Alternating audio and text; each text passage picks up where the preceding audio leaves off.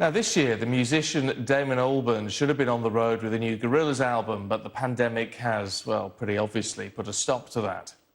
Well, the Blur frontman is now warning that the government is diminishing the arts industry and has voiced his disapproval for Donald Trump ahead of next week's election. With his TV exclusive, here's our entertainment reporter, Bethany Minnelly.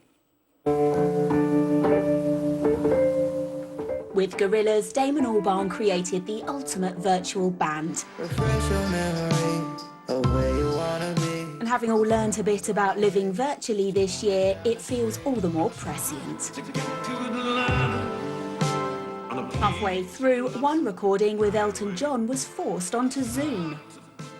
It was kind of planned that we were going to fly to Atlanta in late March and meet him there, but obviously that became impossible. But we still kind of found that spirit somehow, you know, via Zoom. Touring was an integral part of releasing an album, but that was pre-pandemic. And despite a £1.5 billion government recovery fund for the arts, Albarn says the government is failing to support the music sector. If we're trying to preserve everyone's health at the moment so passionately, then we mustn't ignore music and live music in that prescription. If people are willing to perform, they should be allowed to. You know, sadly, something that has been in the DNA of all Conservative governments since Margaret Thatcher, just sort of diminishing of the value of the arts. And his frustration isn't confined to the UK government.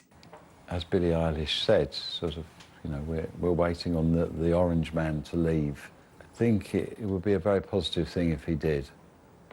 You know, when I wrote Part Life, I was singing about Americanisation, you know, and it's been with us really since post the Second World War and the Marshall Plan and everything. You know, we're very dependent on America, and the mood of America is, you know, casts a long shadow.